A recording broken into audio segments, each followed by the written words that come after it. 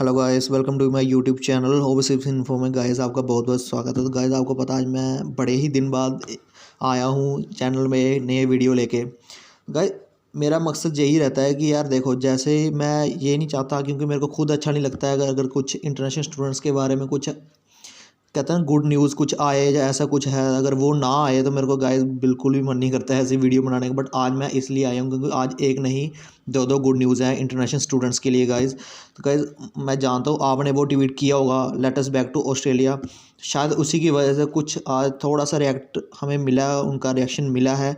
Guys जो पहली news है, जो पहला गुड अपडेट है, तो गाइस वो देखो और अपने आप से एक वो सोचो कि एक कहते हैं डिसीजन लो कि हाँ भाई आपके लिए सही है या नहीं। तो गाइज ये देखो आज की वीडियो, पहला जो गुड न्यूज़ है।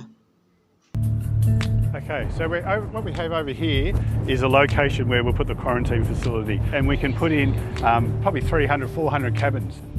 On the outskirts of Geelong, trucking magnate Lindsay Fox wants to create a purpose-built quarantine facility at his Avalon airport. Justin Giddings is the CEO.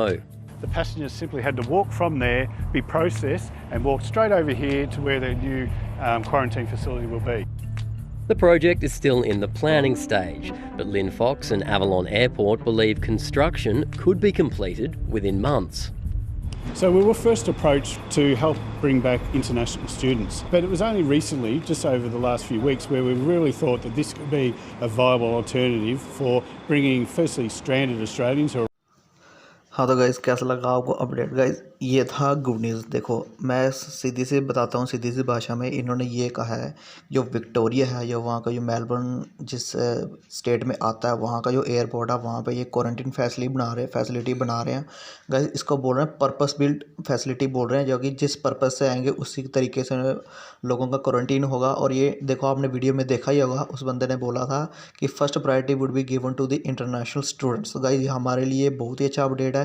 इन्होंने थिंक करना स्टार्ट किया, सोचना स्टार्ट किया international students के बारे में।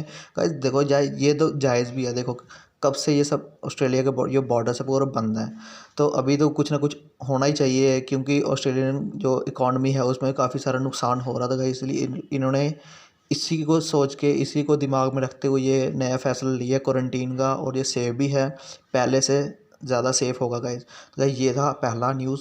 और दूसरी गुड न्यूज़ के लिए बने रहो, मैं अभी फिर से दिखाता हूँ दूसरी न्यूज़। उम्मीद करता हूँ ये भी आपको बहुत ही ज़्यादा पसंद आएगी। तो गाइज़ ये देखो अगली news. Legislation. I won't go over that. I want to turn my remarks though to the second reading amendment. And the focus of my speech will be to call out the Australian government's failure, the lack of care for international education and international students during the pandemic, and in particular, the Prime Minister's personal behaviour, his words, his lack of care and his lack of empathy for international students over the last 12 months. I say at the outset, I am a big supporter of international education in this country.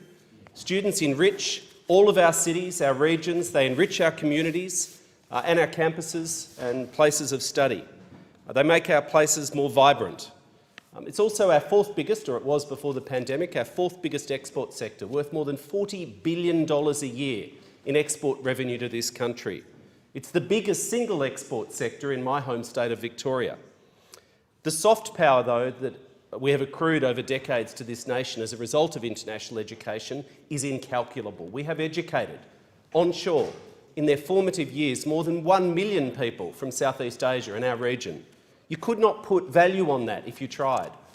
And of course, the human capital, the talent that Australia has retained over many decades from people who've come here, bright in their society and decided to fall in love, stay, build a life in our country, is a wonderful thing for our country. We should be so proud of this sector. We should celebrate this success that we've achieved over decades at universities, at TAFEs, but also, I would say, sometimes overlooked, the many reputable and innovative private providers in the sector, the English language providers, which are important in their own right, but so often a feeder from people who come as tourists or backpackers and decide to stay, and it's a pathway.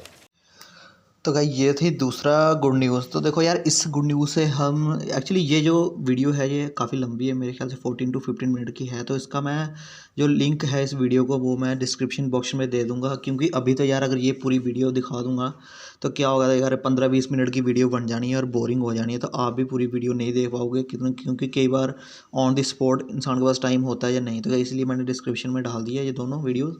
Guys मैं अब ये बताना चाहता हूँ, देखो इससे ये मतलब पता चला आज कि जो वहाँ के मिनिस्टर्स हैं, वहाँ पे भी जो वहाँ की पॉलिटिक्स है, वहाँ पे भी अब ये बात स्टार्ट हो गई है।